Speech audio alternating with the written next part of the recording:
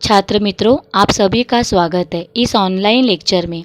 छात्रों, हिंदी लोक भारती पाठ्य पुस्तक पर आधारित 9वीं तथा 10वीं कक्षा के लिए जो कृति पत्रिका अर्थात प्रश्न पत्रिका निर्धारित की गई है, उसके अनुसार प्रश्न पत्रिका में 5वां विभाग है रचना विभाग अर्थात लेखन कौशल। इस लेखन कौशल के अंतर्गत औपचारिक पत्र लेखन, अनौपचारिक पत्र लेखन तथा कहानी लेखन की जानकारी इसके पहले हमने ली है।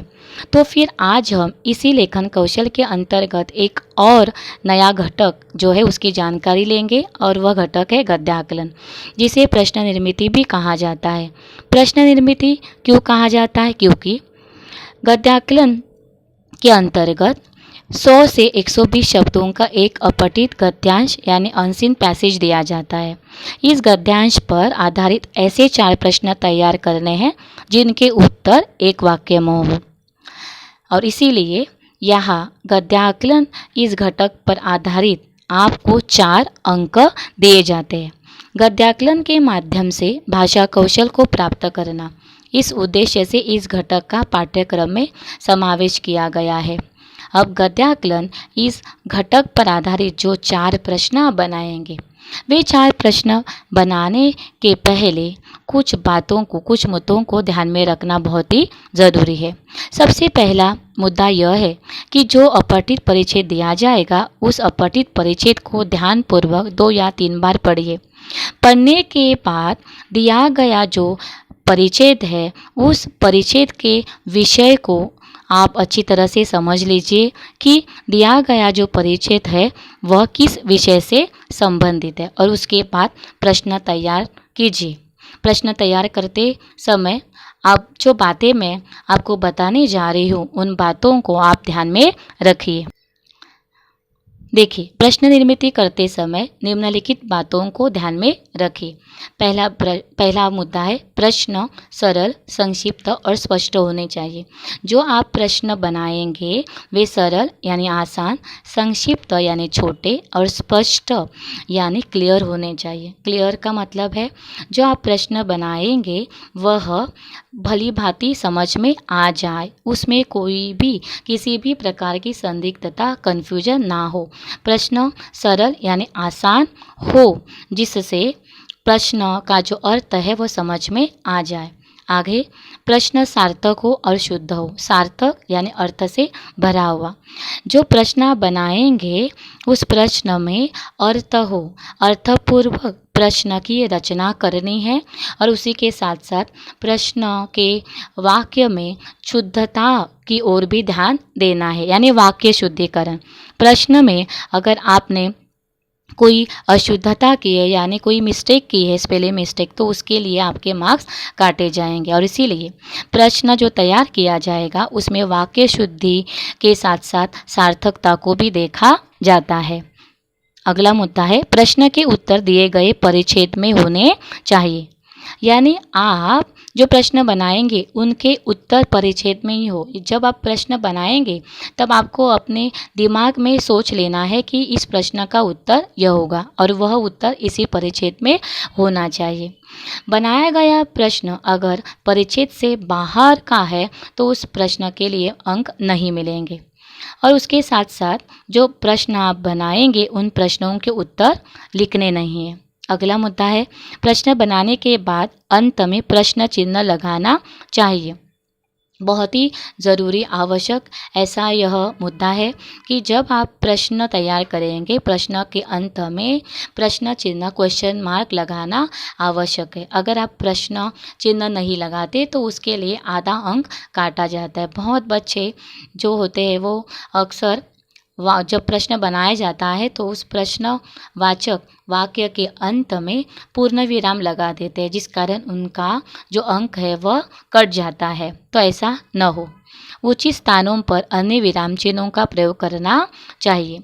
जैसे कि प्रश्न चिन्ह के अलावा अन्य विराम चिन्ह है, जैसे कि योजक चिन्ह यानी हाइफन है, अल्प विराम है, कॉमा है, तो इन विराम चिन्हों का भी उचित स्थानों पर प्रयोग हो। देखिए, कभी कभी हम प्रश्न बनाते हैं कि जैसे कि तोते का रंग कौन सा है, तो कौन सा इस प्रश्नवाचक शब्द में कौन और सा इन दो शब्दों के बीच योजक चिन्ह होना ज़रूरी है, नहीं तो आपको अंक पूरा नहीं मिलेगा। तो इस प्रकार विराम चिन्हों को भी ध्यान में रखा जाए। अगला मुद्दा है प्रश्न रचना पूरे परिच्छेद पर होनी चाहिए।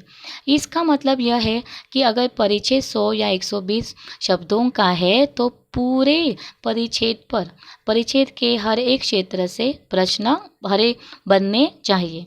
का मतलब यह है कि अब समझ लीजिएगा कि परिच्छेद में वाक्य है सूर्य पश्चिम की ओर डूबता जा रहा था। आप इस पर प्रश्न बनाएंगे कि सूर्य किस दिशा की ओर डूबता जा रहा था।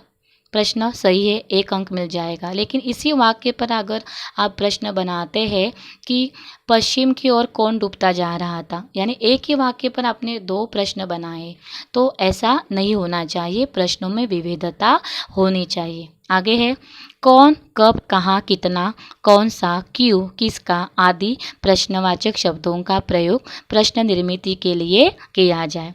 अब प्रश्न निर्मिति करनी है, प्रश्न तैयार करने हैं, तो यह स्वाभाविक बात है कि उस प्रश्नवाचक वाक्य में प्रश्नवाचक शब्द का प्रयोग होना आवश्यक है। बहुत बच्चों को ऐसे देखा है कि जो प्रश्न बनाते लेकिन उसमें प्रश्नवाचक शब्द का प्रयोग ही नहीं करते। अगर ऐसा प्रश्न बनाते हैं तो आपको अंक नहीं मिलता, और इसीलिए इस बात को ध्यान में रखा जाए कि प्रश्न बनाते समय, प्रश्न तैयार करते समय प्रश्नवाचक शब्दों का प्रयोग अनिवार्य है।